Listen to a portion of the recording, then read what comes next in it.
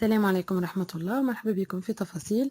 اليوم إن شاء الله باش نعملوا مع بعضنا وصفة المقروض الأبيض بالتمر في الفور. الريسيت ياسر سهلة وخفيفة بنينة، تعجبني برشا. إن شاء الله تشوفوا الطريقة وتعجبكم وجربوها ونبدأ مع بعضنا إن شاء الله. بديت من الأول بالتمر باش نفوحوا. حطيت فوقه شوية زبدة باش نطريه، جاجلين، لوز مهروش، ولا شوش ورد، شوية قشور برتقان، شوية قرفة، وشوية عود. باش نبدأ نصب المكونات اللي عندي الكل. حطيت الجاجلين، اللوز والفحات هذوكم الآخرين متاع التمر، ومن بعد نخلطهم الكل مع بعضهم لين تولي كلها، يعني المكونات الكل داخلة في التمر وتولي كلها متجانسة في بعضها. وقتها نحطها أكوتي وباش نبدأ نحضر إن شاء الله العجينة متاعي.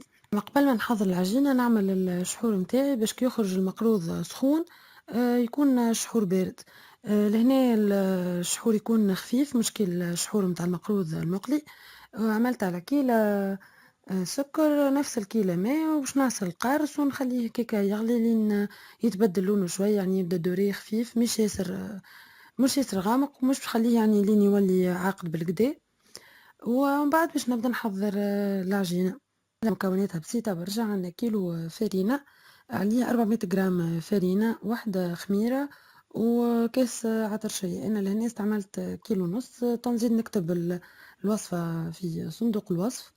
وهاكا كل واحد يعمل، إذا يحب يزيد يحب ينقص، يعني يعمل دوبل يعمل شطر. هاكا يتصرف في الوصفة كما يحب. حطيت زبدة على الفرينة، وباش نعركها من الأول بالكدا، نحاول ندخل الزبدة والفرينة في بعضهم. من الأول نلم هكا بيديا معناتها الزبدة مع الفرينة، ومن بعد باش نبدا هكا نحك الفرينة والزبدة في بين يدي زوز. اون ديغي هكا نبثبثهم لين تولي التكستور متاعها يعني رملية هكا شوية. وقتها نزيد عليها العطرشية.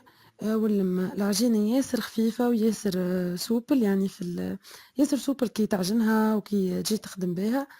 تحفونة برشا.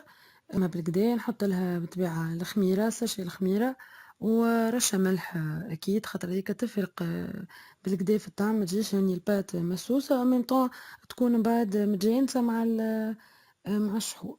وكهو نخليها ترتاح شوية بركة، ومن بعد باش نبدأ نخدمها. ناخذ كعبورة من العجينة متاعي ونحلها هكا بالطول. نقعد هكاك نحل فيها على الطاولة، ومن بعد هكا باش نحط فيها، يعني نعمل بصبع كل الفتحة في النص، ونكون ديجا عملت التمر صوابع، نحط تمر في الفتحة هذيك. ومن بعد هكا نسكر عليه بالكدا باش ما يتحليش، يعني ما يتحليش وقت الطياب. ندزها هكا تمر بصبعي ونسكر من الفوق لين نكمل معناتها الوحدة اللي استعملتها، اللي عملتها الكل متاع العجينة. نعاود ندورها ونعمل عليها بالفورمة متاع المقروض. واللي حتى ما عندوش الفورمة هذيك، يعني جوست يعمل شوية شوية بيدو ويحاول يستوي على الجناب. بدو الكعبات الكل متجانسين وقد بعضهم. نستويها من الجناب ونزيد نعمل عليها من الفوق. ومن بعد نقصهم تبدا مايلة شوية، يعني هو هكاك يكون المقروض حاضر ندخلوه للفور. ما يستحقش برشا طياب، يعني مش خلوه لين حمار، يقعد اللون متاعو ابيض. يدوب كي نهزو الكعبة نلقاها بدات حمار من اللوطة، وقتها نطفيو عليه. وتكون هكاك يكون المقروض متاعنا حاضر. وقتها ديريكت كي نخرجوها من البلاتو يكون مازال سخون. نحطوه في الشحور، ومن بعد الشحور كيما تشوه خفيف، يعني يدوبك تبدل اللون متاعو شوية ولا هكا دوري فاتح. نغطسو فيه المقروض، ومن بعد كي نخرجوه حطيت انا لهنا عملت نوات كوكو، بيستاش مرحي، لوز مرحي وجاجلين. نشحرو كل كعبة ونغطسوهم في الفيك، يعني نغلفوا الشيرة الفوقانية ونصفوه في الصحن. وكهو هكاك المقروض الأبيض يكون حاضر. ريسيبته سهلة، مكونات بسيطة، والطريقة كيف كيف. إن شاء الله تجربوه ويعجبكم. ونتلقاو إن شاء الله في فيديو جديد، وبسلامة.